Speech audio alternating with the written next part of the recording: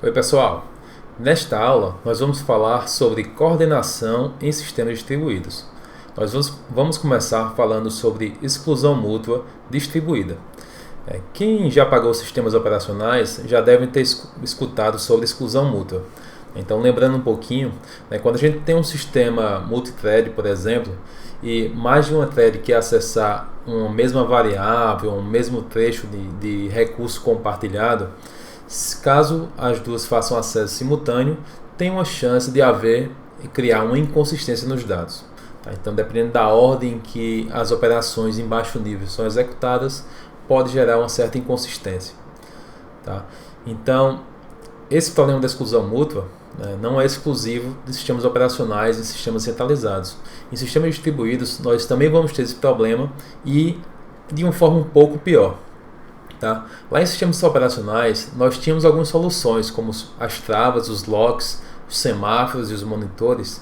Só que esse tipo de solução só funciona bem em sistemas centralizados, porque há o compartilhamento de memória entre os diferentes processos ou threads. Aí você consegue ajustar variáveis de semáforos, por exemplo, acessando essa memória compartilhada para saber o estado atual de um semáforo, para saber se tem permissão ou não disponível. Em um sistema distribuído, os dados compartilhados, os recursos compartilhados podem estar localizados em servidores diferentes, em máquinas diferentes. Então, mesmo que eu tenha um semáforo que controle um certo recurso em um servidor, um outro cliente que faz acesso a um segundo servidor não vai ter acesso ao estado atual desse semáforo que roda em um servidor diferente. Então, as soluções para sistemas distribuídos para garantir exclusão mútua deve ser uma solução diferente também. Então, vamos ver aqui quais soluções existem para o problema da exclusão mútua em sistemas distribuídos. Então, basicamente, o que a gente quer fazer é garantir que o acesso concorrente de recursos não gere nenhuma situação de inconsistência nos dados. E para fazer com que a gente possibilite acesso simultâneo sem inconsistência, nós vimos já antes que a exclusão mútua pode ser uma solução e que as soluções que tínhamos anteriormente em sistemas centralizados que rodem apenas uma máquina não se aplicam a sistemas distribuídos. Vamos aqui dar um exemplo, uma situação em sistemas distribuídos onde nós podemos precisar da exclusão mútua. Então, imagine um sistema bancário, por exemplo, o Banco do Brasil. O Banco do Brasil, devido à larga escala, distribui os seus dados em diferentes servidores, questões de desempenho, questão de integridade dos dados. Então, imagine uma situação onde eu tenho dois clientes, eu vou acessar a minha conta pelo meu celular, fazer uma transferência bancária, e ao mesmo tempo eu estou num terminal no Banco do Brasil querendo fazer, por exemplo, um saque da minha conta. Só que eu só tenho R$100 na minha conta. E eu vou tentar fazer duas operações simultaneamente. Uma operação de saque de R$100 no terminal e uma operação de transferência de R$100 do meu celular, por exemplo, para a conta da minha esposa. Sem exclusão mútua distribuída, o que é que pode acontecer? No momento que eu faço uma requisição para transferir R$100 no meu celular e faço uma requisição para sacar R$100 no terminal bancário, essas requisições podem ir para servidores diferentes. Se tiverem servidores diferentes, eles vão checar o status atual da minha conta e vão ver que tem R$100 de saldo, por exemplo. Vão permitir a requisição e vão fazer tanto a transferência de R$100 como também o saque de R$100. Note que, olhando localmente, a requisição poderia ser feita. Mas, caso uma requisição fosse feita uma de cada vez, após o saque eu teria debitado 100 e ficaria com 0. Então, a transferência não poderia ser ocorrida. Então, seria mais ou menos um bug no sistema permitir que apenas com 100 de saldo eu consiga fazer essas duas operações. Como eu poderia fazer, então, para evitar que duas requisições diferentes, chegando em servidores diferentes, possa ser feito num recurso compartilhado? No caso, a minha conta é um recurso compartilhado que vários servidores podem modificar ela. Como é que eu faço para garantir que operações podem ser realizadas de forma concorrente nesse recurso compartilhado e eu não cause inconsistência nos dados, como, por exemplo, causar um modelo de saldo negativo, permitindo operações que não deveriam ser permitidas? Nós, então, vamos fazer uso da exclusão mútua distribuída para evitar que isso aconteça. Tá? Basicamente, nós vamos fazer também um modelo de permissão parecido com o modelo de semáforos, onde um processo, antes de fazer uma requisição do servidor, tem que garantir a permissão de acesso naquele dado compartilhado. No caso, na minha conta, por exemplo. Antes de realizar uma operação, tem que pegar a permissão para acessar a minha conta que é compartilhada. Então, tem duas categorias de soluções em sistemas distribuídos para realizar a exclusão mútua distribuída. Seriam soluções baseadas em permissão, onde o processo que quer acessar um recurso compartilhado deve antes fazer uma solicitação aos demais. Uma vez que ele é garantida a permissão, apenas aquele processo vai conseguir acessar os dados compartilhados. Finalizada a operação, ele vai devolver a permissão, como no modelo de semáforos ou de locks. E um segundo modelo, que é o modelo baseado em fichas ou tokens, onde apenas o processo que está com a ficha tem a permissão de acesso. E essas fichas, de uma certa forma, vai circular entre os vários processos. Cada um vai ter sua vez, a sua hora de acessar um dado recurso compartilhado. Então vamos ver agora com um pouco mais de detalhes como é que são essas soluções, as diferentes soluções para exclusão mútua em sistemas distribuídos. A primeira solução, que é a solução mais simples, é o chamado algoritmo centralizado para exclusão mútua distribuída. Ele vai tentar simular o que é feito em um sistema com um único processador, em um sistema centralizado.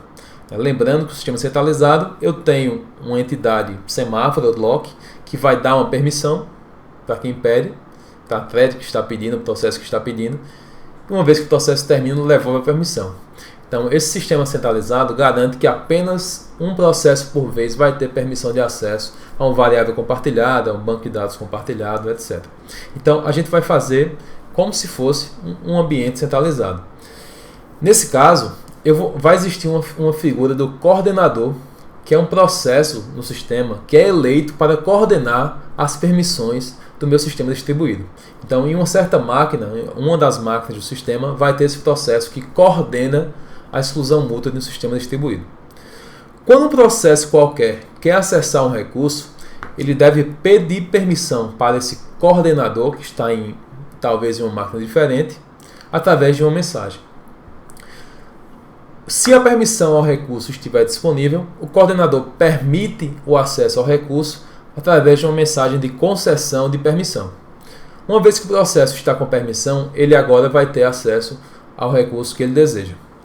Terminado o acesso àquele recurso, o processo vai mandar uma mensagem novamente ao coordenador, informando que finalizou o acesso e a permissão pode ser liberada para um outro processo que pode estar também desejando, necessitando acessar aquele recurso. Então, vamos dar uma olhadinha aqui num exemplo, como é que isso poderia ser feito. Tá? Nesse exemplo, eu tenho um sistema com 4 processos, tá? Um sistema distribuído com 4 processos em execução, e o processo de ID número 3 é o coordenador que vai conceder permissões nesse ambiente. O processo 1 é um processo que necessita acessar um certo recurso, um certo dado compartilhado. Então, o que é que ele tem que fazer? Primeiro, eu mando uma mensagem que é a requisição de acesso para este recurso.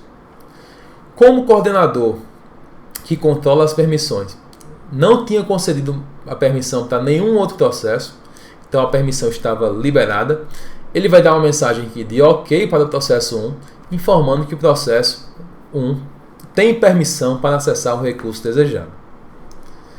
Em seguida, vamos supor que o segundo processo, o processo 2, deseja também ter permissão de acessar o mesmo recurso que o processo 1 estava acessando. Então, o que ele faz? Manda uma mensagem de requisição para o coordenador, que é o processo 3, mas como no momento o processo 1 está de posse da permissão, não está liberada o recurso no momento, o coordenador não dá nenhuma resposta ao processo 2. Ele simplesmente coloca o processo 2 numa fila de espera para notificar o processo 2 no momento em que a permissão for devolvida.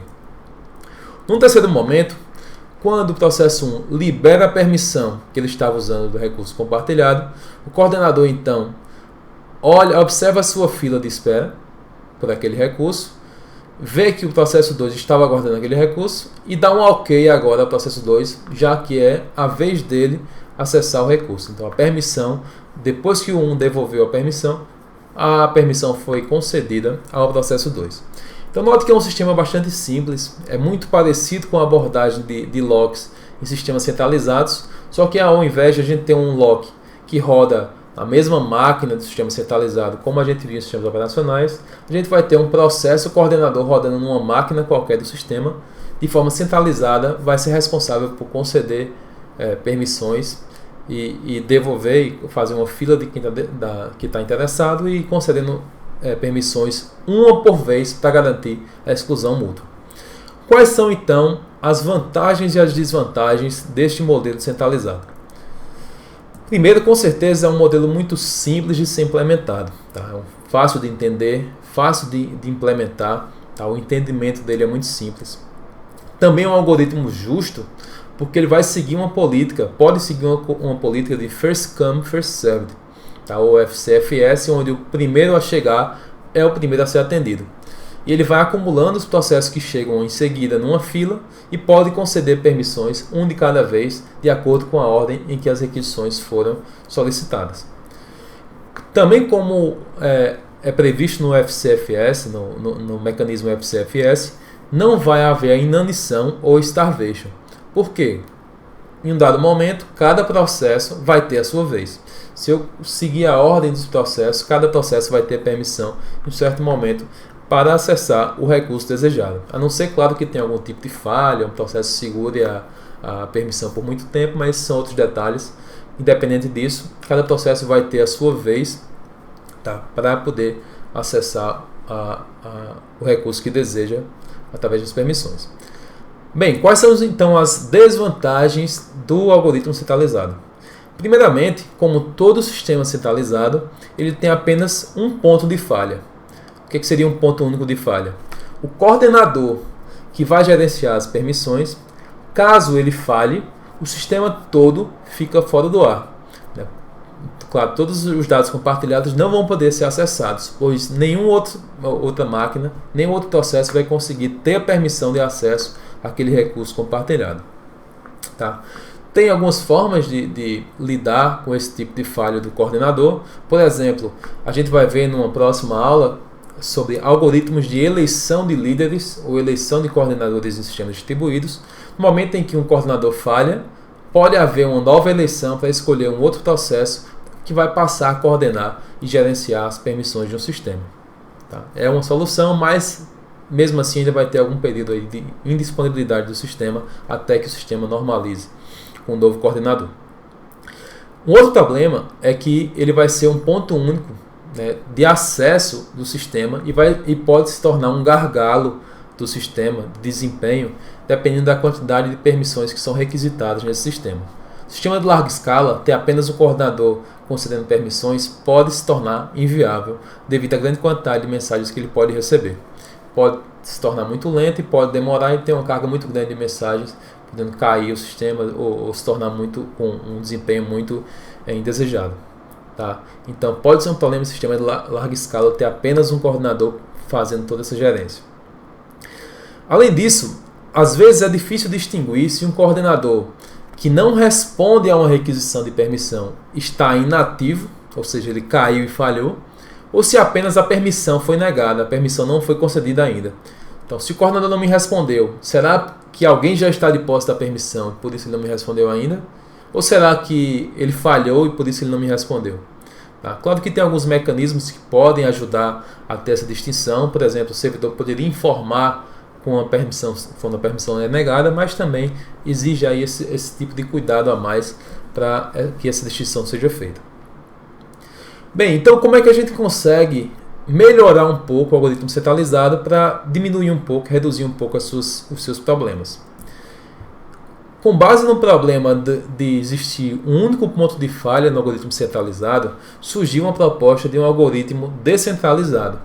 Para o sistema ter maior disponibilidade, nós podemos replicar o coordenador. Em vez de ter apenas um coordenador, vamos ter agora N coordenadores replicados para poder dar permissões no sistema.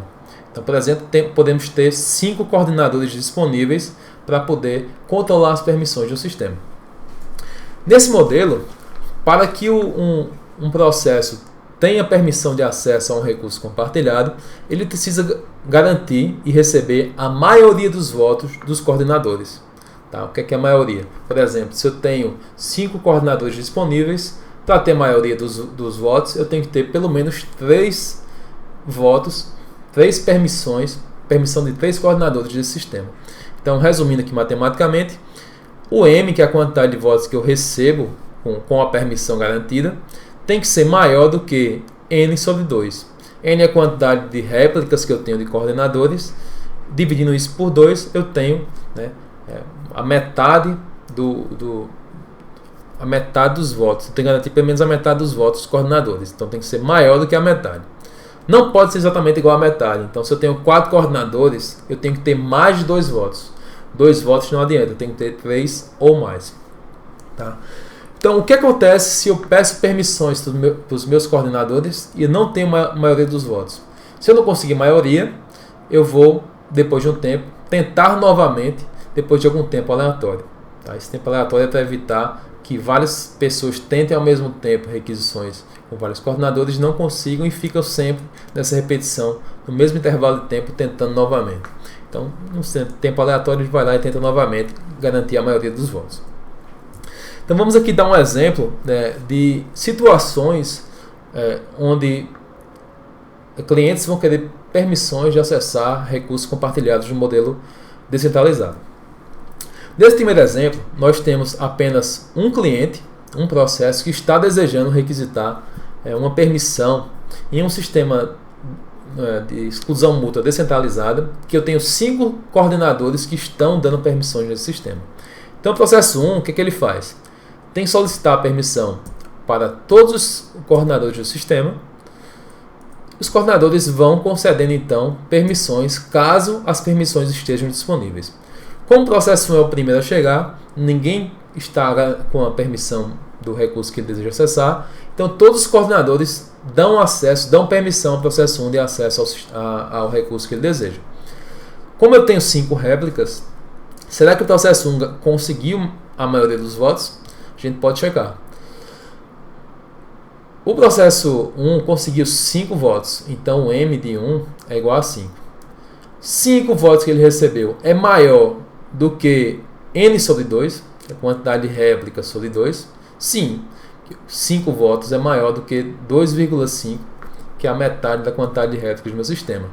Como isso essa condição foi satisfeita, a permissão foi garantida ao processo 1. Imagina uma segunda condição, onde eu tenho um segundo exemplo, onde eu tenho agora 2 processos que querem acesso a um recurso compartilhado.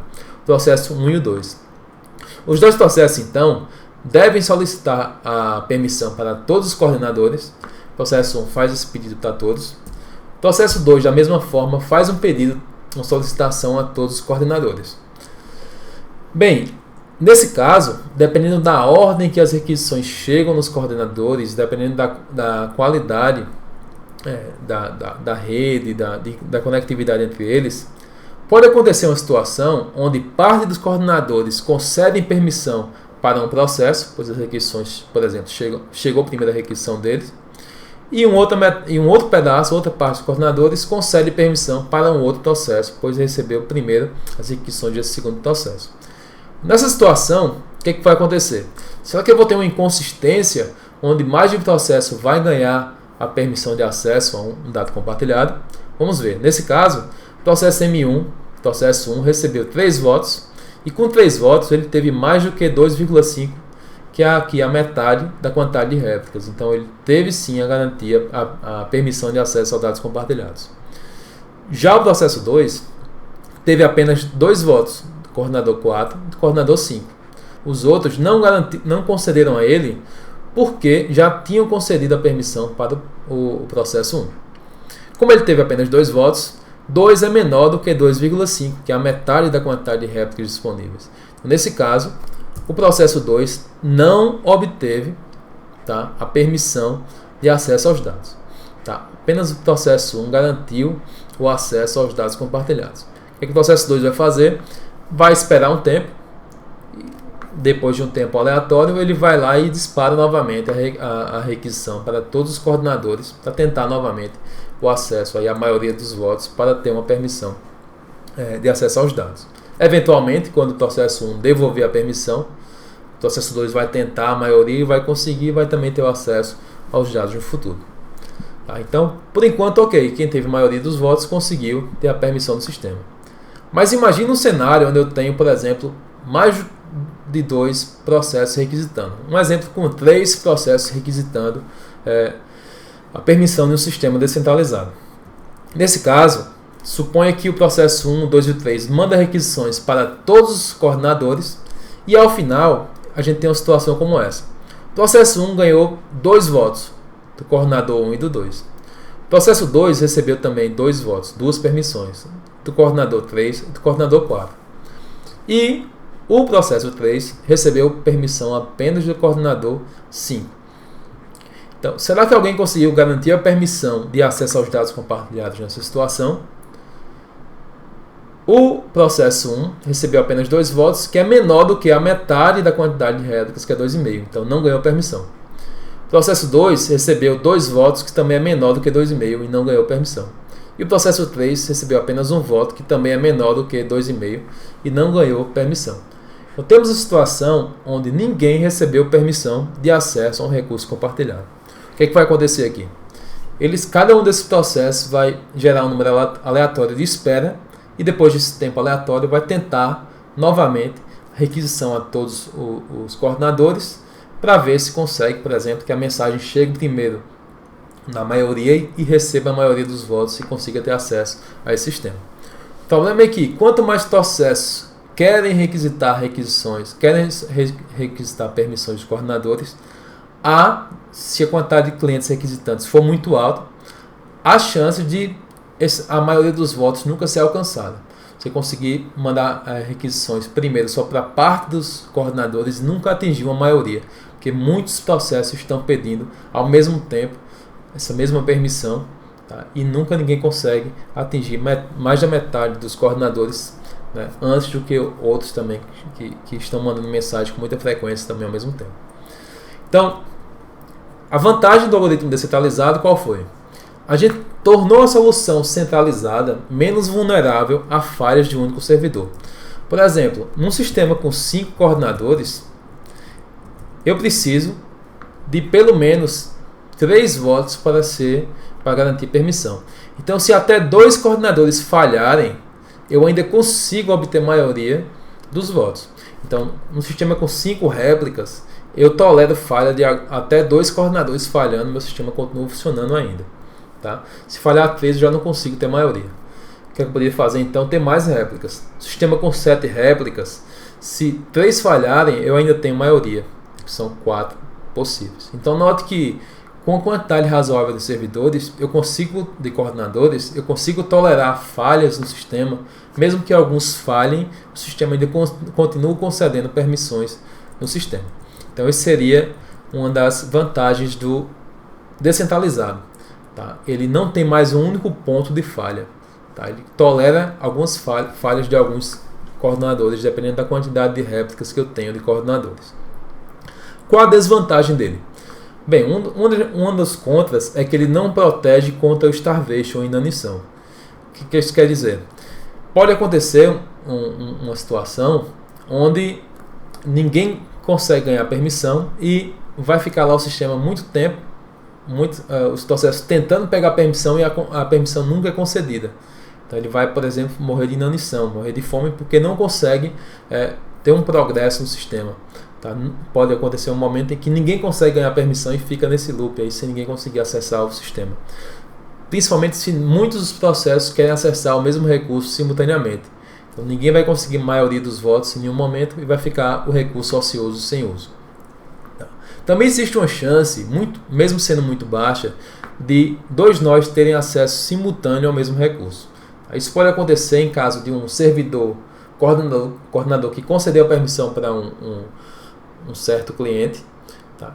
O coordenador falhou e quando ele voltou da falha, ele esqueceu que tinha concedido a permissão para outro cliente e deu a permissão para um segundo cliente. Então ele deu permissão para um, falhou, esqueceu e deu para o outro. Tá? Tem alguns mecanismos aí que a gente pode fazer de persistir em algum lugar, de alguma forma, esse tipo de informação. tá? Para quando o coordenador voltar, ele não conceder permissões que já tinham sido concedidas antes. Tem alguns mecanismos, mas é algo a se preocupar, tá? Para que não haja essa chance de exclusão mútua ser quebrada. Bem, um terceiro algoritmo é o chamado algoritmo distribuído. Tá? O algoritmo distribuído, ele viu que o descentralizado, apesar de resolver um certo problema, ainda há uma chance, mesmo que baixa, tá? De dar permissões, né, a mais de um processo simultaneamente. Para tentar resolver esse problema, os pesquisadores então buscaram algoritmos distribuídos que são determinísticos, tá? Que não há, comprovadamente não há chance de falha. Tá? Então não há esse risco de conceder duas permissões simultaneamente a processos diferentes. Então ele quer realmente garantir de forma conceitual, teórica, a exclusão mútua. Então o algoritmo distribuído é um dos outros mais teóricos, mais rebuscados. Ele é um algoritmo baseado na ideia dos relógios lógicos de Laporte que a gente viu no assunto anterior.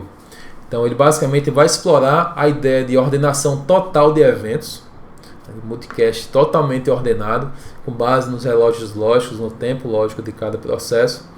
E com base nessa ordenação de eventos, ele vai ver de quem é a permissão em um certo momento, no momento que vários processos querem requisitar o mesmo recurso. Com base na ordem dos eventos que chegaram de solicitações, ele vai ver de quem é a vez, tá? E garantir que apenas um recurso por vez vai conseguir acesso a um certo recurso compartilhado. Então, como é que seria esse mecanismo? Um processo que quer acessar um recurso compartilhado, a primeira coisa que ele tem que fazer é montar uma mensagem de solicitação, tá, de acesso a esse recurso compartilhado. Essa mensagem ela vai ser enviada para todos os processos do sistema. Então é um modelo totalmente distribuído, que eu não centralizo agora a questão das permissões em um único coordenador ou em apenas um subconjunto de processos do sistema. Todos os processos do sistema vão agora cuidar de dar permissões no sistema a quem estiver sendo solicitado. Claro, garantindo a exclusão mútua de que apenas um processo por vez terá esse acesso. Então o processo que está interessado, ele vai montar uma mensagem com 3 informações. Vai ter o ID do processo que está solicitando, vai guardar também na mensagem a sua hora lógica do momento, lembrando do relógio lógico, basicamente o contador de eventos que ele guarda. Ele vai colocar na mensagem também o timestamp daquela hora lógica e vai colocar na mensagem também o nome do recurso que ele quer acessar. Identificar, eu quero tal recurso e aqui está o ID do meu processo e aqui está a hora lógica em que eu estou solicitando esse acesso a esse recurso. Então ele vai enviar a mensagem para todos os processos, no modelo, por exemplo, de broadcast ou multicast, todos os processos do meu sistema. Bem, o que acontece então quando um processo recebe uma requisição de outro, recebe uma mensagem de requisição? Ele vai fazer os seguintes passos. Se quem recebeu a mensagem, que é o receptor, não estiver acessando o recurso no momento e nem quer acessá-lo, ele vai responder para quem pediu a solicitação, vai responder um OK, dizendo, por mim está OK. Eu nem estou acessando o recurso que você quer e nem pretendo acessá-lo. Então, por mim está OK. Se eu recebo uma requisição e eu tenho um recurso no momento, então eu já tenho a permissão de acessar aquele recurso, eu não vou responder agora quem está me impedindo. Porque quem está me impedindo não vai poder acessar, porque atualmente eu que detenho a permissão e eu estou usando aquele recurso no momento. Então eu pego essa requisição e coloco numa fila, uma filazinha de cache. A terceira situação é quando quem recebe a mensagem, ele também quer acessar o recurso, mas ainda não possui uma permissão. Então, recebo uma requisição, um recurso, eu também quero acessar aquele recurso, mas não tenho permissão ainda. O que eu tenho que fazer? Eu tenho que saber se a vez de acessar, o próximo a acessar o recurso sou eu, que estou aguardando, ou se é a vez do processo que acabou de me solicitar acesso àquele recurso. Como é que eu sei quem tem a vez primeiro? Eu vou olhar para o timestamp, a hora lógica que foi enviada na mensagem. Então, basicamente, eu vou comparar qual a hora lógica da mensagem que eu recebi de um outro processo. e eu vou olhar qual a hora lógica da mensagem que eu solicitei permissão para aquele recurso. Se a hora lógica da minha requisição ao recurso for menor, eu não vou dar um OK para ele, porque eu que devo acessar aquele recurso primeiro. Então eu colocaria a mensagem de requisição que eu recebi numa fila de espera, numa fila de cache. Caso a hora lógica da mensagem que eu recebi de um outro processo pedindo permissão ao recurso, se essa hora lógica for menor do que a hora lógica da mensagem que eu solicitei o recurso, isso quer dizer que o outro processo que tem permissão primeiro, antes de mim.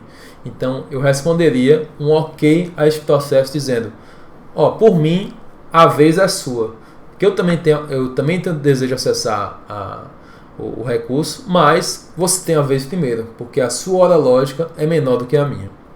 Tá? Pode acontecer uma situação onde a hora lógica da minha requisição é exatamente igual à hora lógica da requisição que um processo enviou.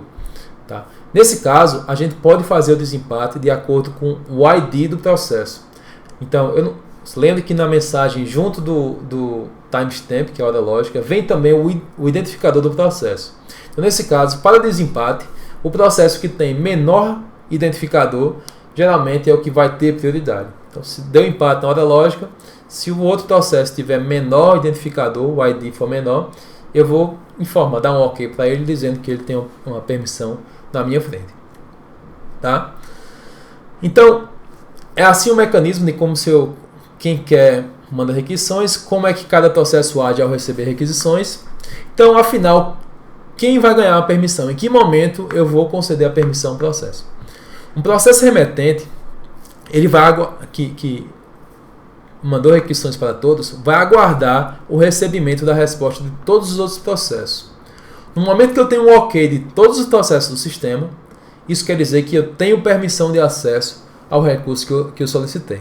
Então, por exemplo, se eu tenho 10 processos distribuídos no meu sistema, eu mando requisição para os 10. Se os 10 me derem um OK, isso quer dizer que eu tenho acesso agora ao recurso que eu solicitei. Tá? Uma vez que eu terminei de acessar um certo recurso, tá? Eu pedi permissão, tive permissão garantida. Quando eu terminei de acessar o recurso, eu vou dar agora um OK para todos os processos do sistema para informar, tá, que eu liberei aquele recurso. Então, dá um OK para todo mundo para dizer que o recurso está liberado. Então vamos mostrar aqui uma situação, um exemplo para demonstrar como é que funciona o algoritmo distribuído.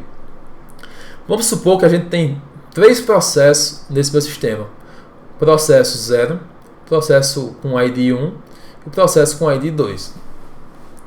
Nessa situação, 2 processos querem solicitar a permissão de acesso a um certo conjunto de dados. No caso, o processo 0 quer fazer uma requisição, assim como o processo 2 quer fazer uma requisição. O que é que eles fazem? Montam uma mensagem que contém o ID do processo, o seu ID, o timestamp da hora lógica que ele possui, tá, e o recurso que ele deseja. Nesse caso, a hora lógica do processo 0, neste momento da solicitação, ele tem aqui o tempo lógico 8. O que é que ele faz? Manda a mensagem com o tempo lógico 8 para ele mesmo, simbolicamente, manda uma solicitação com o tempo lógico 8 para o processo 1 e manda uma requisição com a hora lógica 8 para o processo 2. Tá. O processo 2, que também deseja fazer acesso ao recurso, também solicita permissão, mandando a sua hora lógica no momento, que era 12, para ele mesmo, simbolicamente. Manda para o processo 0 a requisição com a sua hora lógica 12 e para o processo 1 também uma requisição com a hora lógica 12. Então, note que eu tenho 2 processos interessados no mesmo recurso e que disparam para todos os processos no momento uma requisição com a sua hora lógica junto da mensagem. No segundo momento, o que é que vai acontecer? O processo 1 recebe a requisição tanto do processo 2 quanto do processo 0. Como ele não está acessando o recurso no momento, nem quer acessar, ele simplesmente dá um OK para os 2 processos. O processo 0 é um processo que ele quer acessar o recurso no momento. Tá? Então, ele recebe uma requisição do processo 2. Será que o processo 0 deve dar um OK para o processo 2? Sim ou não? Nesse caso, o processo 2, o processo 0, não dá ok para o processo 2. Por quê? Ele está interessado em requisitar também a permissão, acessar o recurso. Ele vai olhar o tempo lógico da requisição que ele fez, que era 8, e vai ver que o tempo lógico da requisição que ele fez, que era 8, é menor do que o tempo lógico da requisição que o servidor 2 fez, que era 12. Então, como o processo 0 requisitou com hora lógica menor, o processo 0 teria a permissão primeiro de acessar os dados, então ele não dá ok para o processo 2. Por outro lado, o processo 2 recebe a requisição do processo 0 com a hora lógica 8, enquanto a hora lógica que ele tinha solicitado era a hora lógica 12. Como a requisição do processo 0 tinha uma hora lógica menor, o processo 2 então reconhece que o processo 0 tem vez de acessar o recurso antes do processo 2. Então ele dá um ok para o processo 0. Tá? Então, como o processo 0 recebe um ok do processo 1 e um ok do processo 2, ele recebe um ok de todos os outros processos envolvidos no sistema, ele tem a garantia, tem a permissão de acessar o recurso que ele deseja. O processo 2, como recebeu apenas um ok, ele não recebeu o ok ainda do processo 0, ele não pode acessar o recurso naquele momento. Então existe aqui a exclusão mútua, onde apenas um processo por vez tem acesso a um sistema, a um dado compartilhado, onde mais de um tem interesse em acessar simultaneamente. Depois que o processo 0 finaliza o acesso ao recurso compartilhado, ele vai liberar a permissão para os processos que tinham solicitado a eles previamente. Então, quando o processo 2 solicitou ao 0, ele colocou numa filazinha aqui de cache, uma lista, uma fila de interessados naquele recurso. Então ele vai ver, na fila de interessados, tem o processo 2? Tem. Então ele dá um ok, processo 2, que agora consegue acumular os 2 votos suficientes e pode agora, por sua vez, acessar o recurso que ele deseja. Tá? Então esse algoritmo distribuído, ele tem algumas vantagens. Tá? Então ele garante a exclusão mútua. Tá? De forma teórica, ele vai garantir que apenas um recurso por vez, um processo por vez, tem acesso ao recurso. Ele não vai criar deadlocks, então ele sempre vai garantir que algum processo vai ter a permissão quando desejar. Tá? Quando um termina, o outro processo tem a permissão, quando termina, o outro vai ter a permissão. Claro que ordenados de acordo com o tempo lógico de cada processo, cada um vai tendo sua permissão. E também não há starvation, né? Como ele garante que a permissão vai ter um progresso, vai evoluir de acordo com a sequência de requisições que foram feitas no sistema. A quantidade de mensagens necessárias para poder uma permissão ser concedida é 2 vezes n-1. Tá? Então, o que é 2 vezes n-1? É para o ciclo completo. n-1 é a quantidade de processos que existe no sistema, tirando eu mesmo. Então, se eu tenho, por exemplo, n igual a 10 processos no sistema, eu tenho que mandar mensagem para 9, solicitando a permissão, e esses 9 vão me devolver mensagem também, 9 mensagens de volta, me permitindo em algum momento a permissão de acesso ao sistema. Então, por isso que 2 vezes n-1, mensagem de ida e mensagem de volta para todos e de volta para todos. E também não há um ponto de falha único no meu sistema. Note que eu não tenho apenas um coordenador que gerencia permissões. Então não existe um ponto único de falha. Será então que ele é um algoritmo perfeito, que não tem nenhum problema e que só tem vantagens? Na verdade, não. O buraco dele é mais embaixo. Tem problemas realmente graves também no algoritmo distribuído. Um dos maiores problemas desse algoritmo é que o ponto de falha único que existia, ele foi substituído por N pontos de falha. O que isso quer dizer? No centralizado, eu tenho apenas um coordenador. Se ele falhasse, o ponto único de falha, o sistema parava de funcionar. Agora, no distribuído, eu tenho N pontos de falha. Por quê? Eu preciso de permissão de todos os processos do sistema para poder o sistema funcionar. Eu tenho que ter permissão dos N processos envolvidos. Mas se um deles falhar, o sistema não funciona. Se eu tenho 10 processos e um falha, eu só vou conseguir garantir 9 permissões. Nunca vou conseguir garantir as 10 permissões necessárias para poder acessar um recurso compartilhado. Então, se um processo falhar, bloqueia permissões. Note que isso é pior, porque de N processos, qualquer única falha de qualquer processo envolvido, tá, meu sistema pode parar de funcionar corretamente. Ele também precisa usar uma comunicação multicast ou manter uma lista de associação a um grupo de cada processo. Então, todos os processos envolvidos têm que conseguir me comunicar com todos eles. Tá?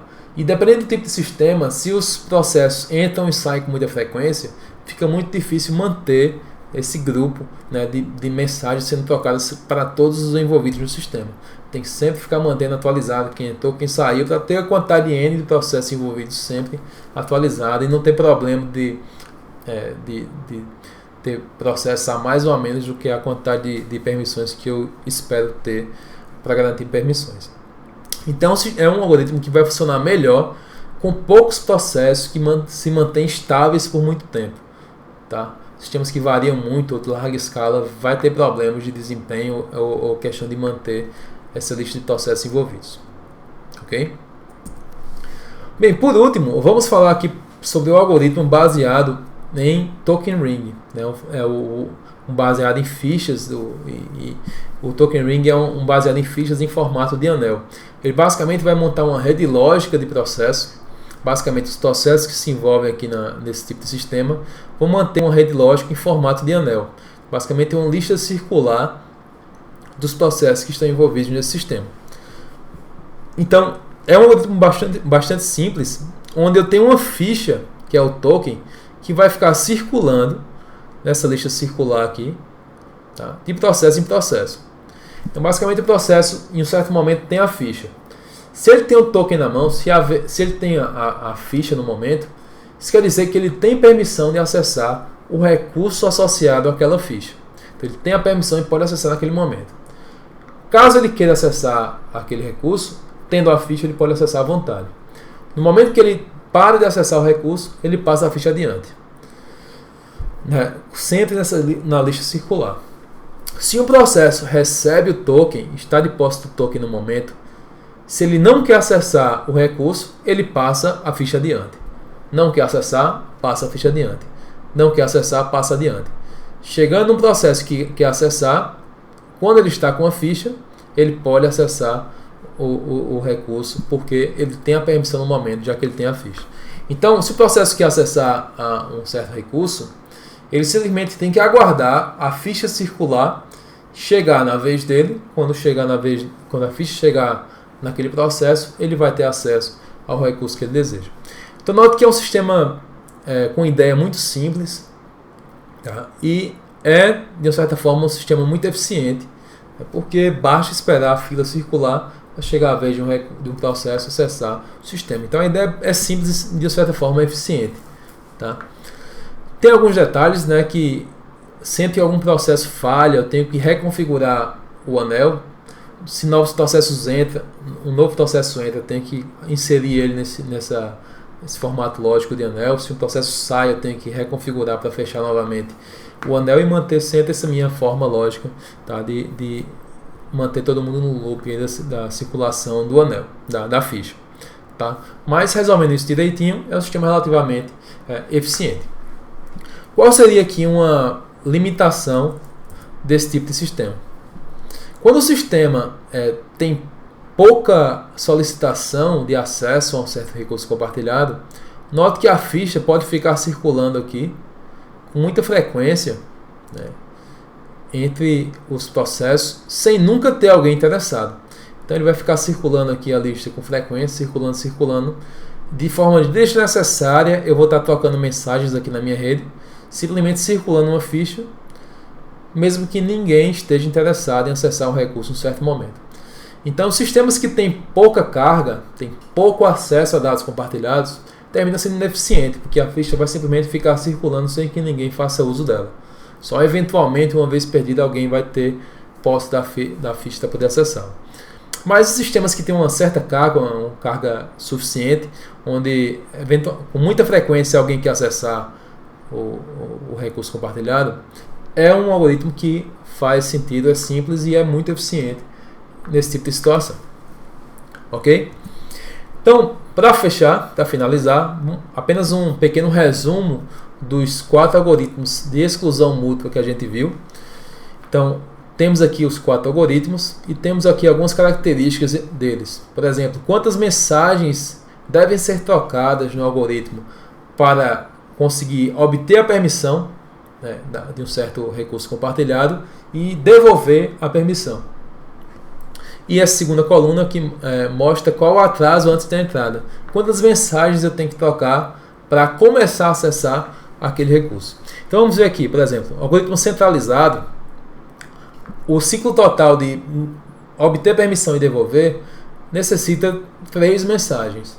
Né? Então, um cliente que quer uma permissão, o que ele faz? Uma mensagem solicitando ao coordenador, segunda mensagem, o coordenador concedendo a permissão, e uma terceira mensagem, o cliente devolvendo a permissão.